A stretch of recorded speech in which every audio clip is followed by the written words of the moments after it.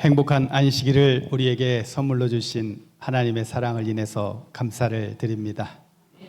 우리 성도님들 안녕하십니까? 한 주일 동안 평안하셨습니까? 분주하고 바쁘셨죠?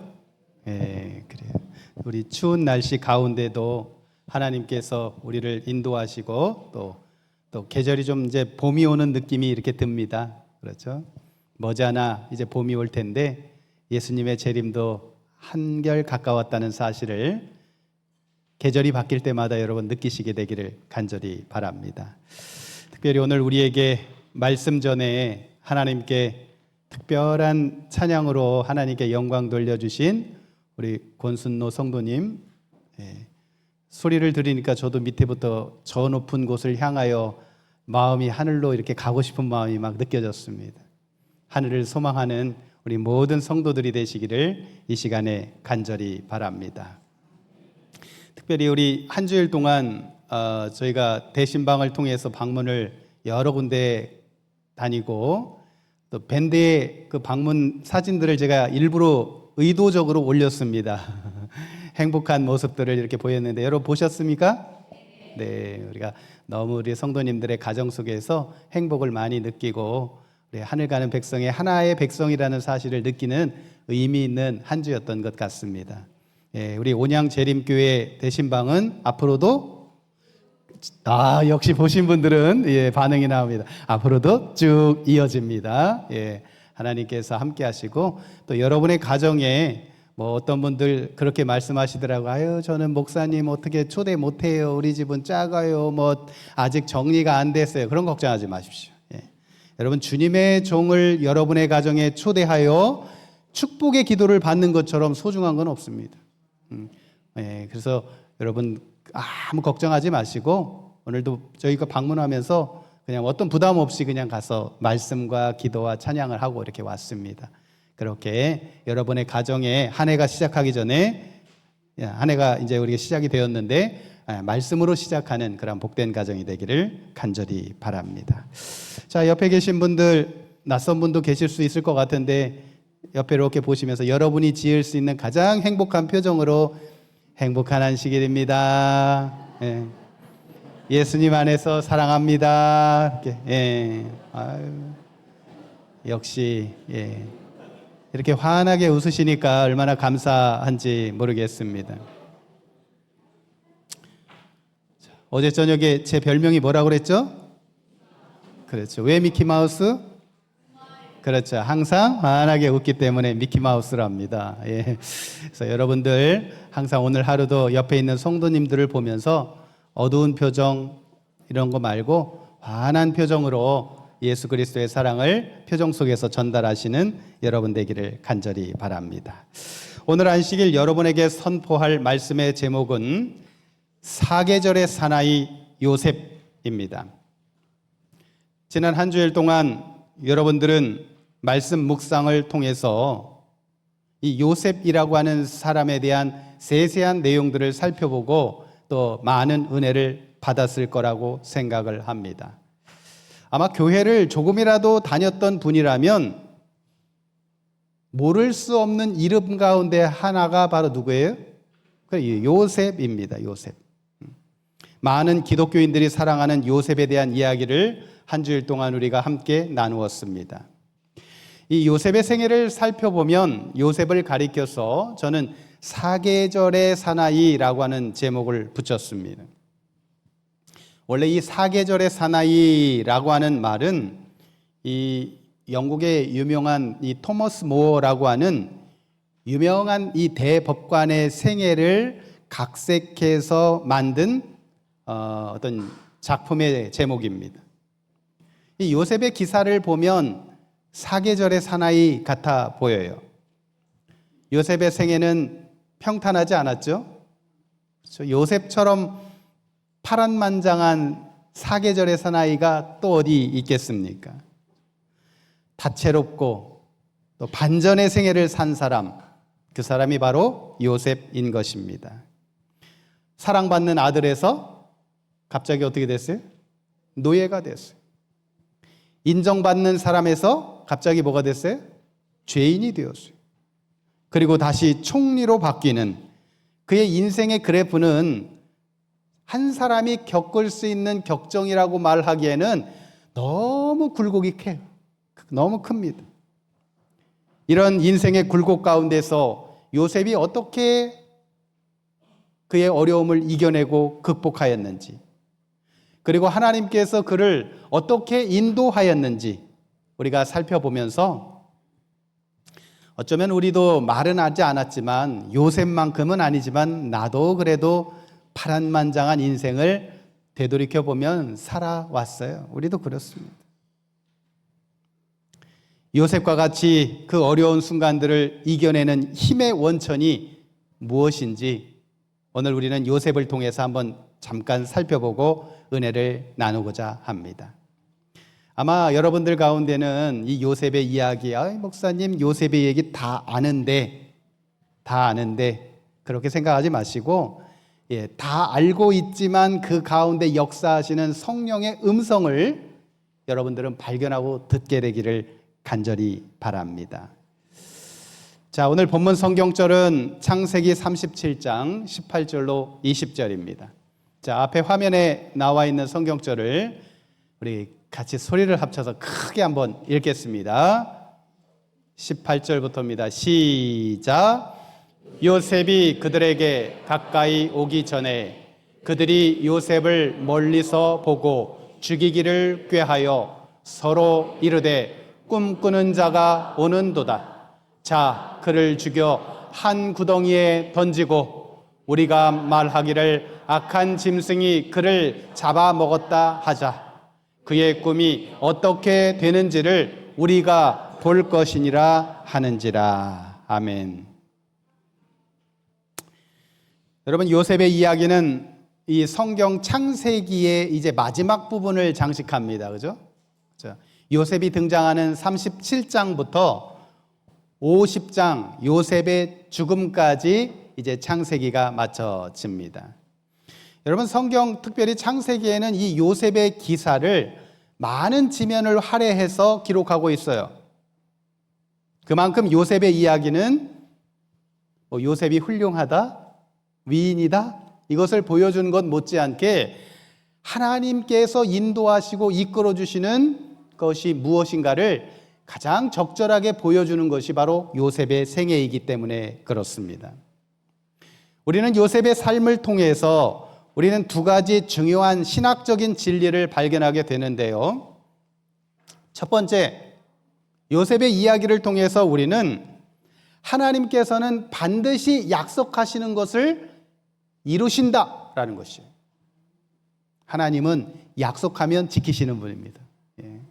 두 번째, 하나님께서는 악을 선으로 바꾸실 수 있는 분이시다라고 하는 것입니다. 첫째 말, 하나님께서 약속을 지키신다라고 하는 것은 쉽게 이해가 되고요. 두 번째는 무슨 뜻인가? 제가 오늘 말씀을 통해서 여러분과 함께 살펴보려고 하는 것입니다. 요셉의 이야기에서 우리가 가장 먼저 생각해 봐야 할 것은 요셉 가정의 갈등에 관한 이야기입니다. 야곱이 가나안에 정착을 했죠. 그렇죠?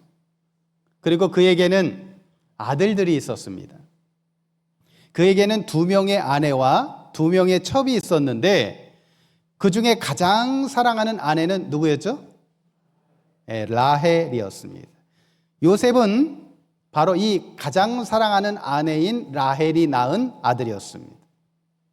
가장 사랑하는 아내에서 가장 사랑하는 아들이 낳은 것입니다.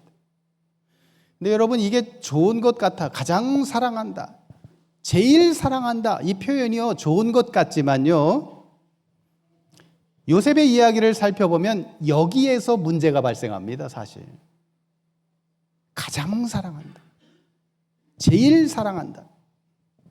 야곱이 요셉을 너무 사랑한 나머지 제일 사랑하고 가장 사랑하는 그의 마음이 밖으로 다 드러나 버렸어요. 근데 여러분, 사랑하는데 뭔 죄가 있습니까? 그죠? 사랑이 뭔 죄입니까? 내가 사랑해가지고 제일 좋아가지고 좋아한다는데 뭔 문제가 있습니까? 그런데 여러분, 많은 자녀들 중에 가장 사랑하는 자녀가 있다는 것은 다른 말로 표현하면 편애한다 그런 뜻이에요. 그렇죠? 예. 10손가락 깨물어서 안 아픈 손가락이 없죠. 똑같이 사랑해야 되는 것이에요. 야곱 내에, 야곱의 가정에서의 갈등은 바로 어디에서 시작되었는가? 바로 이 야곱의 편애로부터 시작되었다는 사실을 알게 됩니다. 여러분 가운데도 혹시 그렇게 생각할 수 있어요. 요셉을 사랑하는 게 뭔 죄입니까? 그런데 문제는 그 편애라고 하는 것은 누가 보고 자라느냐 하면 요셉만 바라보는 게 아니라 요셉의 다른 아들들도 바라보고 있다라는 것이죠. 이 편애라는 것이요, 사람의 질투심과 시기심을 가져오는 가장 강력한 무기가 바로 뭐냐면 편애입니다. 편애. 그래서 여러분, 사람의 마음을 상처를 입히는 가장 좋은 방법이 뭔지 아세요?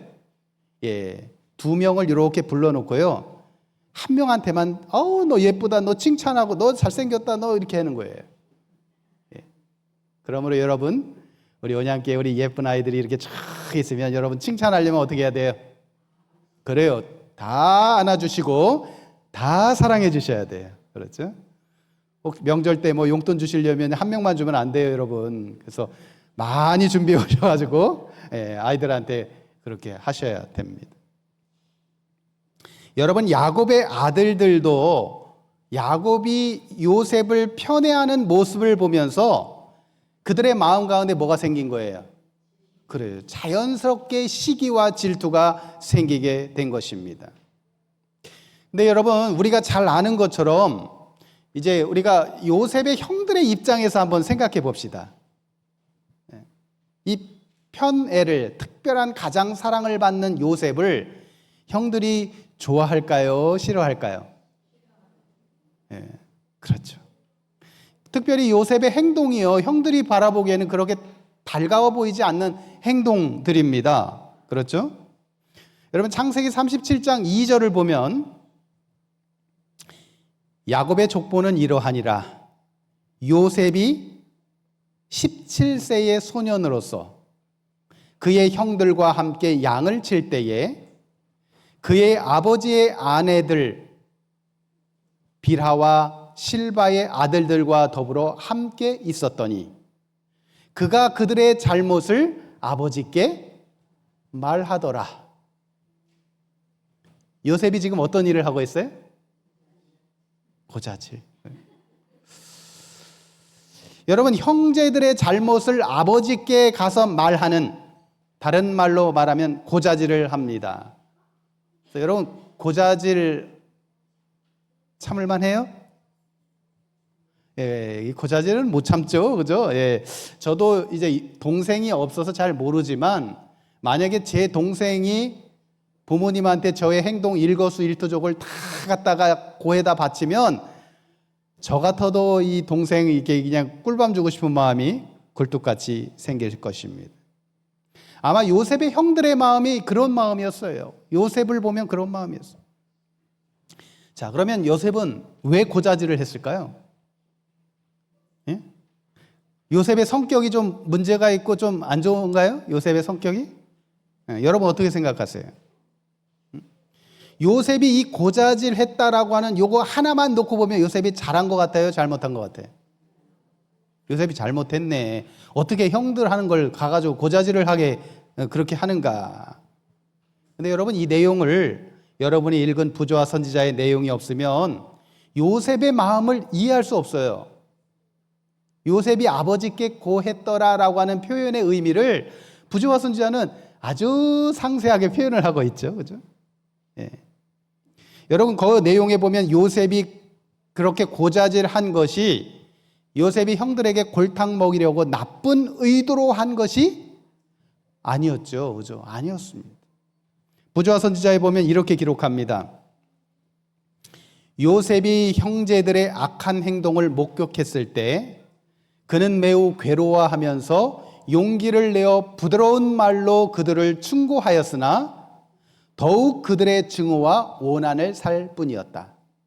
그는 그들이 하나님께 범죄하는 것을 보고 견딜 수 없어서 그의 아버지의 권위로 그들을 개심시키고자 하여 그 문제를 아버지에게 알렸다. 자, 이러면 고자질쟁이라고 하기에는 좀 그러네요. 그죠? 예. 악한 길로 가는 형제들을 하나님의 말씀의 의의 길로 인도하고자 그가 용기를 내어서 한 행동이었던 것입니다.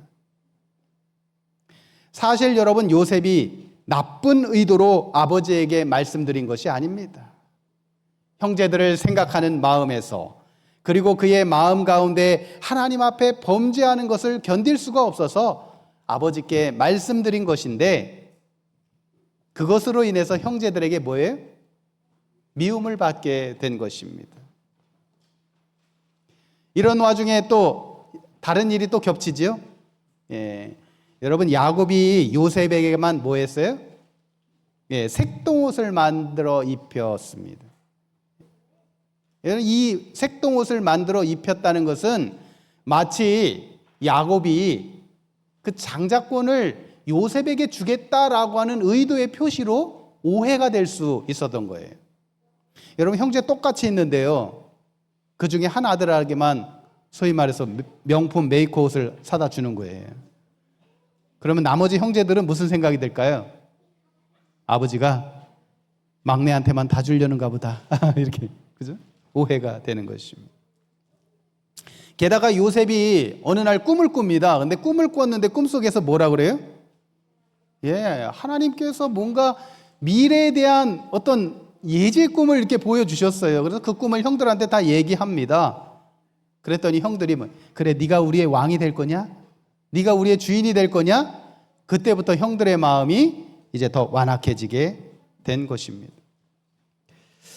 여러분, 이런 모습을 살펴볼 때 우리가 중요한 교훈을 하나 발견하게 됩니다. 우리는 야곱이 실수했던 그러한 실수를 반복해서는 안 된다라는 것입니다. 여러분, 가족에서 이 문제는 자녀들에게만 해당되는 우리 가족들의 문제가 아니라 어느 공동체든지 마찬가지예요. 이 편애는요, 반드시 그 모임과 공동체를 분란하도록 만든다는 사실을 우리는 기억해야 합니다. 특별히 교회는 더욱 그래요. 교회는 더욱 그렇습니다.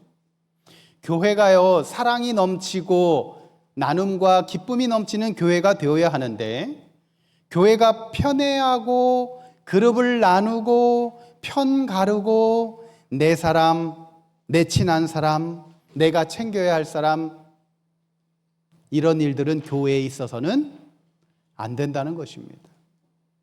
여러분, 항상 기억하시기를 바랍니다.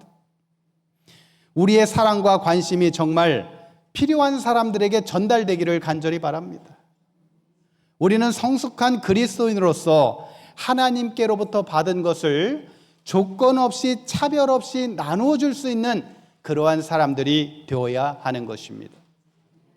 우리 모두 하나님의 사랑을 내가 좋아하는 사람, 나와 잘 맞는 사람만 나누는 것이 아니라 차별 없이 필요한 곳이라면, 필요한 사람이라면 누구에게나 사랑을 나눌 줄 아는 그러한 사람들이 참된 그리스도인임을 기억하게 되기를 간절히 바랍니다. 실제적으로 이 땅에 살다 보면요, 우리가 이 죄인인지라 나하고 맘 맞는 사람에게 더 나눠주고 싶은 마음이 있어요. 그 인지상정이에요. 사람의 마음이에요. 그러나 우리는 그런 사람의 마음을 넘어서야 됩니다. 그렇죠? 그리스도인. 우리는 사람의 마음대로 사는 게 아니라 예수 그리스도의 마음을 품고 사는 사람들임을 기억하여서 야곱이 실수한 실수를 반복하지 마시고 항상 모든 이에게 평화롭고 화평하고 나누어 줄 수 있는 우리 모두가 되시기를 이 시간에 간절히 바랍니다. 결국 이 편애 때문에 요셉의 형들이 이제 드디어 사고를 치죠. 그죠? 예. 그냥 편애하는 것으로, 미워하는 것으로 끝나는 게 아니라 이 편애는요, 이제 점점점 확장이 돼요. 예, 확장이 됩니다. 요셉이 너무나도 꼴보기 싫었던 형들이요, 결국 어떤 결심을 하냐면 요셉을 죽여버려야 되겠다, 이런 마음까지 드는 것입니다. 여러분, 아무리 막내 동생이 고자질을 하고 아무리 막내 동생이 미운 짓을 해도 어떻게 사람의 마음속에 죽여버려야겠다라고 하는 마음까지 솟아나게 될까요? 이 형들의 증오심이 얼마나 컸는지를 우리가 발견하게 됩니다. 여러분, 요셉이 아버지의 명을 받아서 형들에게 갈 때 그 다가오는 요셉을 보고 형들이 요셉을 죽여야겠다, 이런 결심을 합니다. 그냥 말로만이 아니에요. 실제였습니다. 그런데 루벤이 나타나서 어떻게 했죠? 우리가 죽이지는 말고, 그래도 큰형은 큰형입니다, 역시, 그죠? 예, 우리가 죽이지는 말고 어떻게 하자? 저 구덩이에다가 가둬놓자. 그래서 구덩이에 일단 갇혀놨는데, 그런 요셉을 루벤이 잠깐 딴전 피고 없는 사이에 다른 형들이 애굽으로 가고 있는 이스마엘 족속 상인들에게 이 요셉을 노예로 팔아버리자 결심합니다. 그래서 요셉은 애굽의 노예로 팔려가게 되죠. 이때 형들이 어떻게 하냐면 요셉이 입고 있던 아버지가 짜주신 채색옷, 그것을 형들이 빼앗습니다. 사실 이 요셉이 입고 있던 이 채색 옷을 형들이 왜 빼앗았냐면, 여러분, 이 채색 옷은 그냥 옷이 아니에요. 그렇죠? 그 옷만 입고 있어도 그냥 딱 봐도 제가 이 야곱의 막내 아들이구나 라는 상징적인 표시예요. 그래서 만약에 채색 옷을 입힌 상태에서 애굽의 노예로 팔려가면 요셉의 신분이 금방 어떻게 될까요? 그렇죠. 밝혀져서 소문이 나서 야곱에게 들어갈 거를 벌써 형들이 우려하는 것이죠. 그래서 여러분, 이 편애라는 게 처음에는 미움으로 시작했다가 얼마나 집요합니까? 죽일 마음을 갖고 더 나아가서 집요하게 그 증거를 없애려고 하는, 인간의 모난 성품을 보여주고 나타나는데 가장 원동력 시작이 바로 이 편애로부터 시작한다는 것이에요. 사실 이 요셉은 이 사랑으로 야곱으로부터 이 채색 옷을 물려받았지만 결국 그 사랑 때문에 그 옷이 찢겨집니다. 그죠? 형들이 그것을 찢어가지고 어떻게 했죠? 피를 묻히고 요셉이 가지고 있던 지위와 정체성을 아주 갈기갈기 찢어버리는 것이에요. 얼마나 악합니까? 그죠? 예.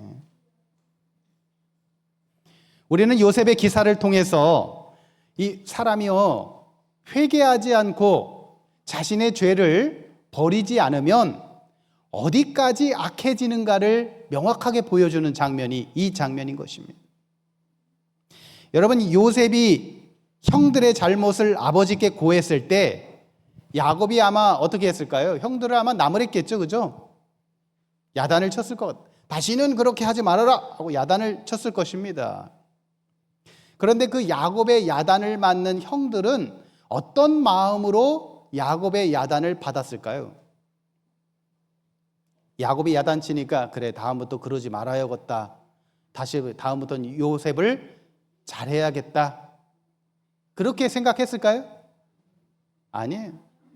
형제들의 마음 가운데는 무슨 생각이 들었냐면 아버지가 야단치는 순간에 한쪽 머릿속에는 얼른 야단 끝나고 요셉 너 가만히 안 두겠다, 이런 생각이 드는 것이에요. 그래서 여러분, 우리가 자녀를 교육할 때 야단을 치고 회초리를 들 때에도 분명한 목적과 이유와 설득이 있어야 됩니다. 이해하지 못하는 야단치는 것은 아무런 의미가 없어요. 아이가 바르게 이해하고 깨달을 때에 그 나무람과 책망이 의미가 있게 되는 것입니다. 이 요셉의 형들이요, 이게 다 아버지한테 혼나는 게 요셉 때문에 그래, 그렇게 생각했어요. 그렇게 되보니 그의 마음 가운데 회개가 생기지 않고 어떻게 해요? 점점 더 악한 마음이 물들게 되었던 것입니다. 그래서 여러분, 이 내용들을 살펴보면서, 요셉의 형들을 살펴보면서 우리가 권면과 회개에 대해서 깊이 한번 생각해 보아야 합니다. 여러분, 누군가로부터 나의 잘못에 실수를, 부족함을 더 성장하고 발전하기 위해서 해주는 충고를 받았을 때 우리가 그것을 마음속 깊이 받아들이지 않으면 어떻게 되는지 아십니까? 우리의 마음은 이 요셉의 형들처럼 점점 더 딱딱하게 굳어간다는 사실을 기억하게 되기를 간절히 바랍니다. 사실 제가 요즘에 무릎이 안 좋아가지고요, 가끔 운동을 이렇게 하다 보면 무릎이 아파요. 그래서 제 친구 의사한테 물어봅니다. 내가 무릎이 아파서 너무너무 힘든데 어떻게 해야 되냐. 자세를 똑바로 해야 돼. 운동을 과하게 하지 말아야 해. 안 좋은 자세로 있으면 안 돼. 잠잘 때에도 무릎을 쫙 펴고 자야 해. 막 다양하게 그렇게 이야기를 해줘요. 그러면서 안 좋은 자세로 계속 있으면 그 자세가 굳어져 버리게 되고 나중에는 힘들게 된다라는 것이 결론이었습니다. 요셉의 형들도 마찬가지입니다. 여러분, 처음부터 악한 마음이 있는 게 아니에요. 죽이고자 하는 마음이 처음부터 있었던 게 아닙니다. 그러나 그의 마음의 충고들을 점점 거절하고 무뎌지게 하고 인정하지 않고 그러다 보니까 어떻게 돼요? 나중에는 자신들이 얼마나 흉악한 일을 저지르고 있는지 모를 지경에까지 이르게 됐다는 것입니다. 여러분, 우리 마음 가운데 성령께서 말씀하시는 음성이 들리면 그것이 아무리 작은 음성일지라도 일단은 여러분, 하나님, 내 마음이 딱딱해지지 않도록 성령의 음성이 들리면 순종하게 해주십시오. 아무리 힘들고 어려워도 주님이 말씀하시면 기쁘게 충고로 듣겠습니다. 이렇게 하여야 우리의 마음이 완악해지고 딱딱해지지 않는다는 것입니다. 작은 충고, 누군가가 나에게 해주는 작은 충고는 나를 사랑해서 해주는 충고예요. 그래서 그 충고를 결코 외면하지 않고 받아들일 수 있는 믿음을 갖도록 사시는 여러분 되기를 간절히 바랍니다. 결국 이 요셉은 이제 애굽에서 이 보디발이라고 하는 친위 대장 집에서 노예로 지내게 되죠. 이제 팔려갔죠. 그런데 요셉은 보디발의 집에서 어떻게 지내죠? 성경의 내용에 보니까 노예로 팔려갔으면 노예로 종으로 지내는 게 아니라 보디발의 집에서 그가 했던 일은 뭐예요? 그래요. 그 가정의 총무로 삼았다라는 것입니다. 여러분, 어떻게 노예를 총무로 삼았을까요? 뭐 때문에 보디발은 수많은 사람들 중에 그 노예를 자신의 가정의 총무로 삼았느냐라는 것이에요. 요셉이 열심히 일해서요? 어떻게 생각하세요? 요셉이 성실해서 그랬습니까? 아니면 뭐 컴퓨터를 좀 잘하고 뭐 회계 업무를 잘해서 그렇습니까? 아마 그런 사람은 그곳에 넘쳐났을 거예요. 그죠? 근데 요셉을 특별히 그 가정의 총무로 삼은 데는 귀한 하나님의 섭리가 있어요. 창세기 39장 2절 3절에 봅니다. 여호와께서 요셉과 함께 하심으로 그가 형통한 자가 되어 그의 주인 애굽 사람의 집에 있으니 그의 주인이 여호와께서 그와 함께 하심을 보며 또 여호와께서 그의 범사에 형통하게 하심을 보았더라. 자, 요셉이 가정 총무가 된 이유는 무엇 때문입니까? 맞아요. 여호와께서 함께 하셨기 때문에 그래요. 그의 능력이 출중해서 그가 뭐 똑똑해서 뭐 그냥 성품적으로 그가 좀 착해서가 아니라 제일 중요한 것은 성경은 여호와께서 함께 하셨기 때문에 그렇다고 이야기합니다. 맞습니다. 여호와께서 요셉과 함께 하셨어요. 그리고 그로 하여금 형통한 자가 되게 하셨고 모든 것을 보디발이 본 것입니다. 그래서 딱 보니까 어때요? 여호와와 함께한 사람은 곁에 두는 게 나에게 이득 같다 생각한 겁니다. 자, 그러면 이 땅에 살면서 여러분이 인정받고 하나님께 영광 돌리려면 여러분이 어떤 삶을 살아야 하는 것입니까? 혹시 여러분과 함께하는 다른 모든 사람들과 있을 때 혹 내가 하나님을 믿는 재림 성도인지 모르고 지내는 사람도 혹시 있습니까? 주변에 있는 사람들에게 나는 재림성도입니다, 하나님을 믿는 그리스도인입니다 이야기 안 하고 열심히 최선을 다하며 일하고 있는 분, 공부하고 계신 분 계십니까? 그것 가지고는 형통하지 못해요. 여러분, 그것 가지고는 안 됩니다. 내 옆에 여호와가 함께 계신다는 사실을 주변에 있는 사람들이 알도록 살아야 된다는 것이에요. 말이나 행동이나 삶이나 모든 일에 여호와께서 함께 하신 사람은 다른 사람과 달라야 돼요. 뭐가 달라도 달라야 됩니다. 똑같은 장소에서 먹을 것이 있어서 나누어 가질 때 내가 그 중에서 제일 좋은 것을 먼저 집지 않고 제일 좋은 것을 다른 사람에게 건네줄 수 있는 그러한 마음, 예수님의 마음으로 이 세상에서 살 때 뭔가 달라도 다른 모습으로 사는 여호와가 함께 하시는 사람의 모습인 것이에요. 그래서 우리가 여러분 전도라는 것이 바로 그겁니다. 자꾸 계시록을 던지고 다니엘서를 던지고 교리를 던지고 이것이 전도가 아니라 여러분의 모습 속에서 여호와가 함께 하신 사람의 모습이 나타내 보이면 돼요. 그게 전도인 것이에요. 우리가 기뻐하고 즐거워하는 것들 가운데 하나님의 영광이 가려지는 것이 있다면 내가 아무리 좋아해도 어떻게 해요? 양보할 수 있는 것이, 그것이 바로 여호와가 함께 하신 사람의 모습인 것입니다. 요셉이 그렇게 산 것입니다. 그런데 여러분, 그렇게 살면 사람들이 인정해주고 좋아해야 되는데 요셉의 생애를 보면 여호와가 함께 하셨음에도 불구하고 시련과 어려움이 있었습니까? 있었어요. 함께 했으면 사람들이 좀 잘 요셉을 대우해야 되는데 요셉에게 수많은 어려움과 유혹이 있어요. 보디발의 아내의 유혹이 있었습니다. 그에 대한 보복으로 보디발의 아내가 누명을 씌워서 감옥에 또 넣었습니다. 참 말도 안 되는 인생의 그래프가 요셉에게 펼쳐집니다. 여러분, 요셉이 받은 이 충격, 억울한 경험들은 이루 말할래야 말할 수 없는 그러한 사람입니다. 여러분, 이 땅에 그리스도인으로 산다고 해서 내가 여호와와 함께 하셨으니까 만사 형통할 것이라고 그렇게 단순하게 생각하지 않게 되기를 바랍니다. 사단은 내가 여호와와 함께한 삶을 살려면 살수록 더 우리를 시험과 어려움 속으로 끌고 가려고 한다는 것이에요.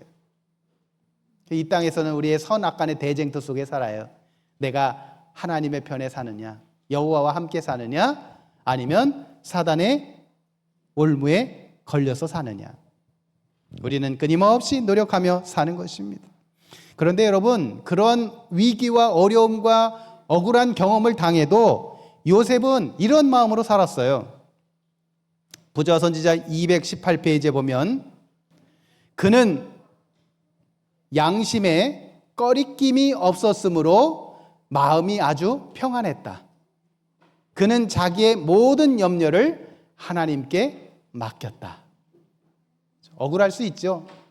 내가 예수님 함께 살고 여호와 함께 살면 만사 형통할 줄 알았는데 고통도 있고 감기도 걸리고 힘도 있고 힘도 어렵고 막 이렇게 당해요. 그러나 우리의 마음속에 그럴 때 의심하는 게 아니라 어떻게 한다고요? 마음이 평안한 거예요. 그는 자기의 모든 염려를 하나님께 맡겼기 때문에 평안함을 찾는 것입니다. 오늘 이런 것이 우리의 삶이요 그리스도인의 삶임을 기다려야, 우리 그리스도인의 삶이라는 사실을 잊지 않게 되기를 간절히 바랍니다. 그러므로 여러분, 재림을 기다리는 성도들의 삶은 남들과 다른 것이에요. 요즘 저는 이제 목회를 하고 사람들을 보면서 우리 재림 성도들은 남들과 달라도 달라야 돼요. 뭔가 같이 이렇게 있으면 생애나 모습이나 삶이 달라야 하는데 요즘은 그런 모습들이 점점 희석되는 느낌을 받아요. 재림 성도인지 아니면 세상 사람인지 잘 구별이 안 되는 경우들을 종종 보게 됩니다. 여러분, 살면서 인정받지 못하더라도 변함없이 믿음으로 사는 그러한 요셉과 같은 삶이 우리에게 필요합니다. 그래서 여러분, 특별하게 사십시오. 하나님께서 함께 하신 사람은 특별한 거예요. 요셉이 특별하듯이. 독특하게 살라는 말이 아니라 예수 그리스도의 모습을 반사하고 비치는 것에 있어서 책임을 다하며 사는 그런 삶, 오늘 그러한 삶을 하나님께서 인도하신다는 것입니다. 여러분, 요셉은 매일의 삶이 하나님의 인식함을 가지고 살았어요. 여호와께서 함께 하시는 삶, 하나님을 인식하며 사는 삶, 오늘 우리의 삶에 필요한 그러한 덕목인 것입니다. 결국 성실하게 사니까 하나님께서 바로의 꿈을 해석하는 길로 인도해 줍니다. 채색옷이 벗겨지고 난 다음 약 13년 만에, 노예 생활 13년 만에 그가 이제 채색옷과 비슷한 총리의 옷을 입게 됩니다. 얼마나 힘들고 어렵습니까?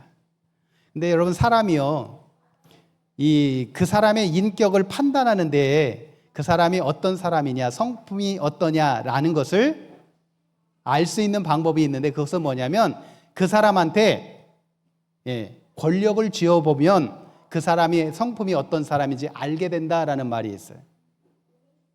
요셉은 어떻습니까? 노예에 있을 때, 가정 총무로 있을 때, 그리고 애굽의 총리로 있을 때 그의 성품이 달라졌습니까? 아니죠. 그렇죠? 진정한 하나님과 함께한 사람의 모습은 변하지 않는 것이에요. 결국 여러분, 요셉은 창세기 41장 16절의 내용을 보면 요셉이 바로에게 대답하여 이르되 내가 아니라 하나님께서 바로에게 편안한 대답을 하시리이다. 여러분, 바로의 꿈을 해석할 때도 보통 사람 같으면 어때요? 내가 유명해지고 내 꿈을 해석한 사람이라고 사람들이 치켜 세우면 내가 무엇인가를 하는 것처럼 생각이 막 들어요. 그죠? 그게 인간의 생각이에요. 근데 요셉은 그러한 순간에도 결코 그의 마음이 흔들리지 않고 뭐라고 말해요? 이 꿈은 내가 하는 게 아니라 누가 주시는 거다? 하나님이 주시는 것이다. 여러분, 성경 창세기에 보면 창세기 41장 28절, 32절, 40장 8절 수많은 성경절 가운데서 꿈을 해석할 때 요셉은 항상 반복해서 하는 말이 뭐냐면 이건 내가 하는 게 아니라 누가 하는 거다? 하나님이 하는 거다. 오늘 우리의 삶이 그러한 삶이 되어야 할 것입니다. 여러분, 오늘날 우리가 요셉의 이야기를 살펴보면서 결국 요셉을 애굽의 총리로 세우신 하나님의 섭리와 인도하심을 우리가 바라보게 되는데요. 여러분, 요셉과 함께 하신 하나님이 어떤 하나님이시냐면 오늘 여러분과 함께 하시는 하나님입니다. 그래서 요셉이 특별한 게 아니에요. 하나님께서 특별하신 거예요. 그죠? 요셉을 인도하신 그 하나님이 여러분과 함께 한다면 우리도 어떻게 해요? 요셉과 같은 믿음을 가지고 이 땅에 하나님께 영광 돌리는 삶을 살 수 있음을 말해주고 있는 것입니다. 오늘 사랑하는 성도님, 우리 모든 성도들이 그런 아름다운 요셉의 경험들을 하며 나아가게 되기를 간절히 바랍니다. 우리 인생의 사계절, 봄, 여름, 가을, 겨울 같은 수많은 역경과 환난과 시험이 있을 때 요셉이 하나님과 함께 하심으로 그의 인생을 주님께 온전히 드렸던 것처럼 이 땅에 예수님을 믿고 사는 우리의 삶이 그렇게 요셉처럼 하나님과 함께하는 복된 성도들 되시기를 간절히 바랍니다. 하나님의 축복이 이 안식일 여러분의 생애에 충만하게 되기를 간절히 바라면서 말씀을 드립니다.